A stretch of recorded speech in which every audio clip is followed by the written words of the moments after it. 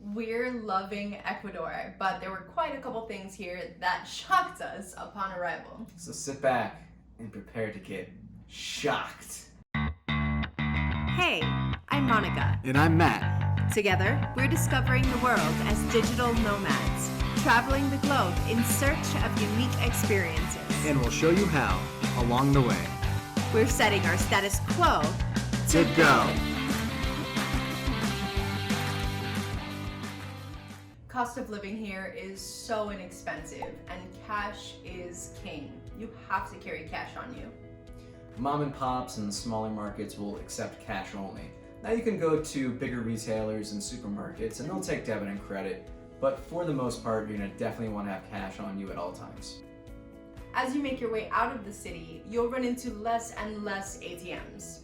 So make sure to stock up, fill your pockets, because you're probably not gonna run into another one for a while. There's been a lot of times where I'm like, oh, I'll just go to the next one, and then it's been 2 days and I haven't seen another one since. While cash is king, the most common form of currency is the US $1 coin. However, let's say you go somewhere and the tab is $1 and you pull out a $20 bill to pay. Be prepared to get $19 in coins back. You're gonna be carrying a lot of coins. Tighten that belt loop one more, you're gonna need it. Your pockets are gonna be heavy. What's really interesting is that they have their own coins in Ecuador called CENTAVOS.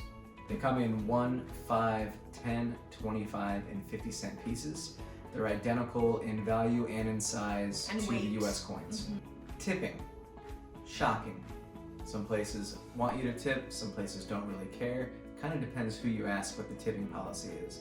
So you don't have to tip and it's not really expected. However, if you have awesome service, leave a few bucks, it really goes a long way. They appreciate it. Servers in Ecuador only make $400 a month. So that's minimum wage, so they make $200 every 2 weeks. And usually any cash tips that are left behind are split amongst all the servers evenly at the end of the shift.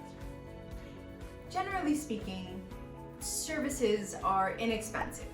Yeah, like getting your hair done or getting a haircut or food delivery. But products are pretty pricey. A lot of things are imported, so anything that's not local, like fruits and produce. vegetables, is going to be pretty expensive. Yeah. It is also very common for people to pay for goods and services with their banking account number. Now, in the States, we don't really give people our account number. That's something that's kept private, but it's very common to transfer money in Ecuador. We first thought when we moved here that we need to set up an Ecuador bank account to pay for things like utilities, and really, so far, for in 6 months, we haven't had to use a bank account once. Yeah. So something you don't really have to do. It's very likely you'll be sick the first week in Ecuador without any prep. If the elevation doesn't get you, The food will. So we took Diamox, doctor prescribed, to prepare for our move to Ecuador. You take it a few days before you get on the plane and it regulates the mercury in your blood, so by the time you get there with the elevation change, you don't feel bad. Yeah, and it worked great, Yeah, so we felt highly recommend it. Except we weren't prepared for the stomach illness that was to come when we gorged on delicious Ecuadorian food. You know, oddly enough, the one place I got sick was probably the nicest restaurant we ate at the entire time. So if you go to the pharmacy, you just say, hey, I have a stomach ache, and they'll give you, we got 3 things, one of which was an antibiotic, the other was a probiotic in liquid form, and the probiotic knocked out the sickness really, really quick. And the third thing, I couldn't remember, but everything altogether was like $20 for 3 medications. And it was not doctor prescribed. No need in Ecuador, which I think is really cool. Just go to the pharmacy, ask for something, they'll give it to you. Tell them, I have a stomach ache, what do I do? And they're like, here, take that, that, and that. And it knocked it out right away. It was major culture shock for us when we first arrived here because of the strict COVID precautions. But it was really refreshing Yes. because they take it really seriously here. Like when you first walk into a building, be it a supermarket, a bank, any public space, they check your temperature. They offer you alcohol for your hands. It's less of an offer and more of a mandate. Yeah, you have to do it. Yeah, they spray you down with alcohol, they spray your bags, your belongings, and you even step on a mat to get your shoes cleaned before stepping in.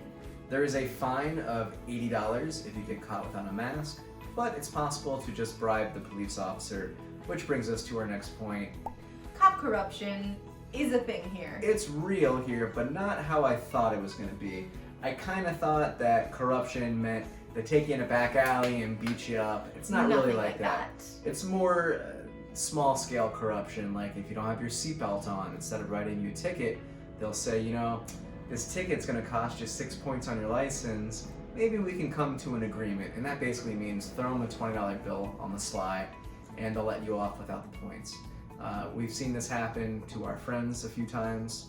Another instance is we had friends years ago who got in an accident and the driver was the wrong person listed on the insurance. So the cop goes, you know, it's not the person listed on the insurance, but you know, maybe if we came to an agreement, we can switch the names so the insurance would cover it. We don't at all recommend doing this. It's corrupt, it's not right, but a lot of people get out of infractions that way, we saw. So just know it's possible if you want to roll the dice. There are a lot of holidays in Ecuador, and small holidays you wouldn't normally know about. So it's common to go to the supermarket and get some wine for the weekend, and they say, oh, sorry, we can't sell it to you. But a pro tip, go to those small mom and pop markets. They'll sell you anything. They'll sell you it. But you probably want to plan your vacation on dates away from those holidays. Because on those holidays, a lot of the restaurants are closed and the cities are like ghost towns. And they have so many holidays. So just check the calendar to make sure that you're not there on a giant holiday that might last a week. Uber works and is available. And was our preferred method of transportation the entire time. But it's illegal. So we found this out because usually in the US we just sit in the back if there's two of us. Well, in Ecuador, only taxis are allowed to have people sit in the back. So they ask you to have one person sit in front. To disguise. So then I'd ask, well, why do I have to sit in the front? It's not actually legal to have Uber here. So although you can take it and it works completely normal, it's not technically legal. But don't let that dissuade you from taking it. So we went to the hot springs Papayacta, and you can get to Papayacta with an Uber from Quito. It's about an hour ride. And they close about 8 p.m. so we tried to Uber back. There were no Ubers on the way back. So we had to stop by one of the hotels and had them get us a taxi. And usually you pay $2, $3 for a taxi. Well, at nighttime, about 10 p.m. when we got it, it jumped up to about $60 just to find a taxi to drive us back in 1 hour. Yeah. So although you might be able to get there, make sure you're able to get one back. Pro tip, save a taxi man's number and have them on speed dial for when you're ready to come in and out whenever you want. There are a million taxis, they all need the business. Yeah. So one guy will probably give you his card, and usually we can call that guy or schedule something the night before for pickup in the morning at the hotel. And really, we had a few flakes that didn't respond, but once you find a good one, they're always there for you. He's there for you, yeah. So one time, we're having dinner in Quinoa, which is this cool little beach town on the coast. And we're at this place called Luchito's, and I'm with my buddy, and we both decide that we want to have a beer. So we go, Luchito, can we have 2 beers, please? And Luchito goes, oh, I don't have any beers, but I got you. So we ask for some money, so we hand him $10. He gives it to his 12-year-old daughter. She runs down the street, goes to a Mercado or something, and comes back with 2 beers. So the 12-year-old girl just went down the street to buy beers, made the transaction, and brought them to us, which I just thought was crazy. But cool at the same time. Everyone delivers here. Just ask. Your optometrist, your dentist, groceries. If I have eyeglasses cut in the US, it takes 2 weeks to get them. She got eyeglasses cut in 1 hour, and they said, oh, where do you live? We'll drop them off to you for free. My contacts, they dropped them off. Buy fruit from the lady down the street. She'll drop them off. She'll drop them off if you want. It's great. It's great. There's also plenty of different delivery apps available, like Rappi, that's the one we use. That's our favorite. Yeah. They also have Uber Eats here, although it's considerably more expensive than the local companies that do the same. Even the delivery fees here on the app are like $1, $1.50. They're really minimal. One of the very first things I noticed about Quito is there are no trash cans. So on trash day, people just put the trash bags on the streets.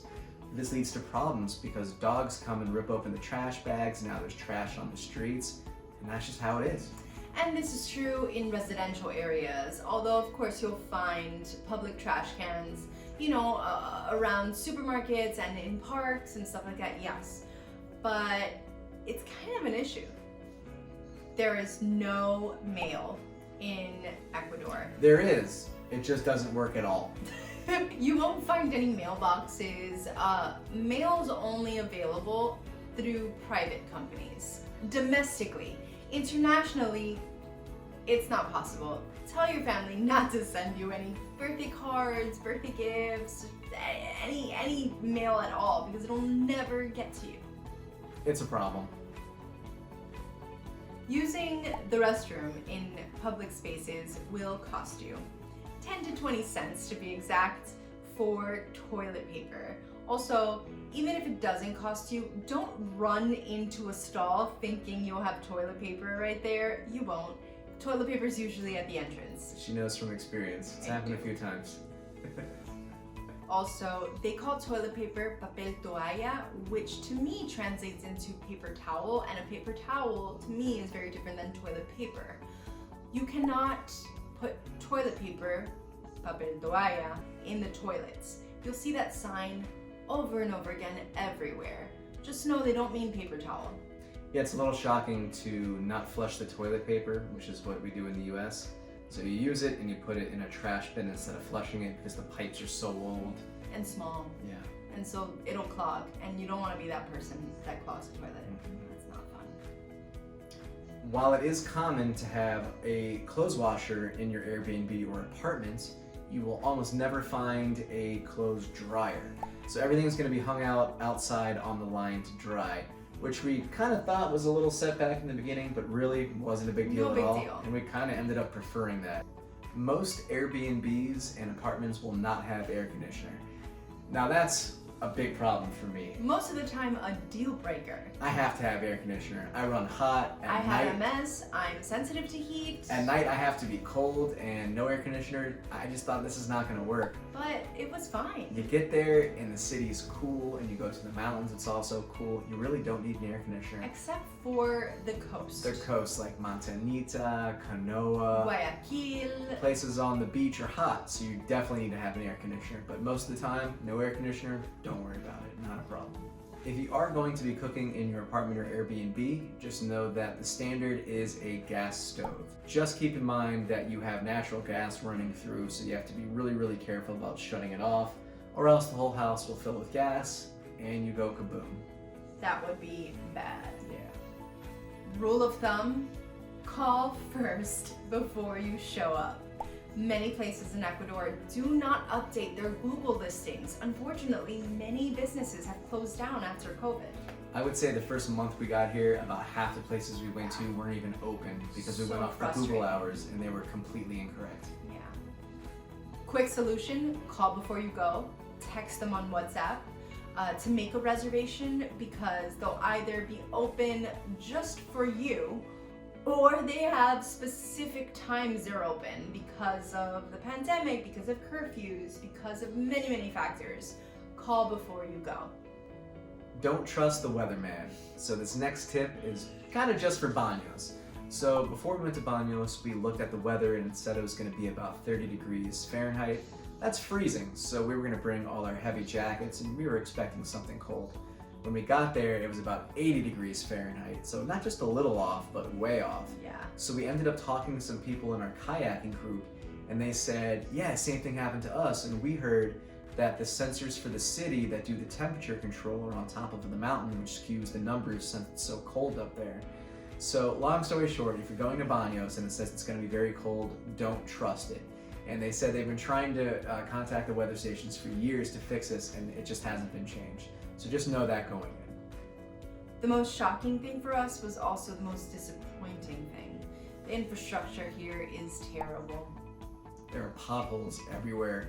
I witnessed 10-foot giant holes in the middle of the street No with no cones. cones or warning or anything. So if you're not paying attention, you could hit these holes and mess up your car. Easily.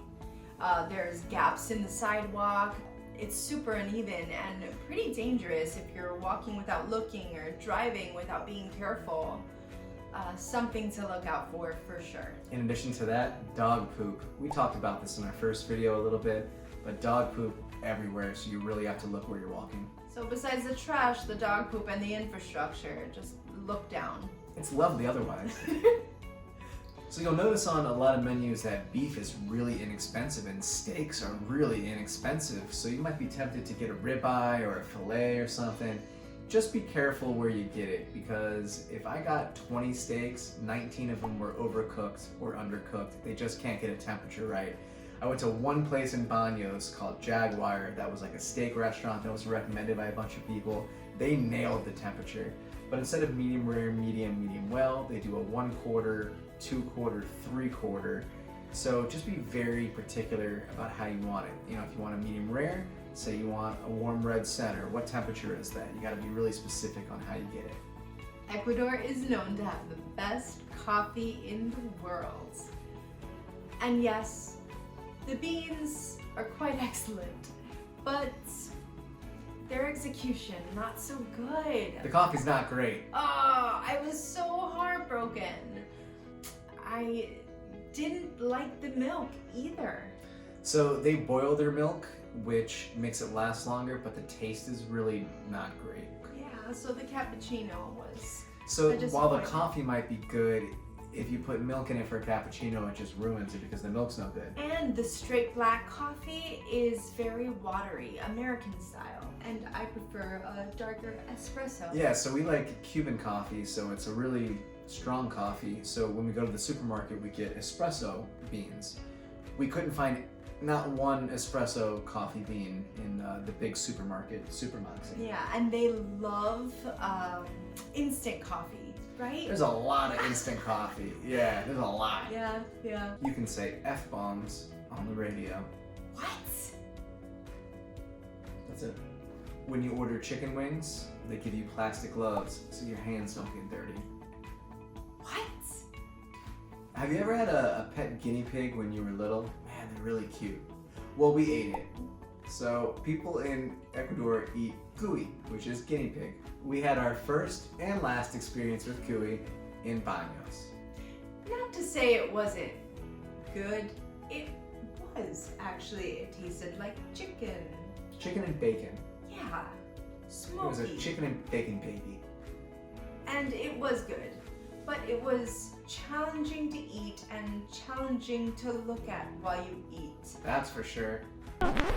So many shocking things about Ecuador, right? Right. So you probably noticed today's a different day. Matt has a haircut. We're from the future. You look nice. Thank you very much. Future My Matt. mom does not miss that old beard, let me tell you that. So while we were editing, we realized there were so many other shocking things that we hadn't mentioned that had to make it to this cut. So we decided to make another video, so stay tuned for video number 2 that will continue to shock you. Aw, look at this little guy. He's cute, huh? Well, he was. We ate him.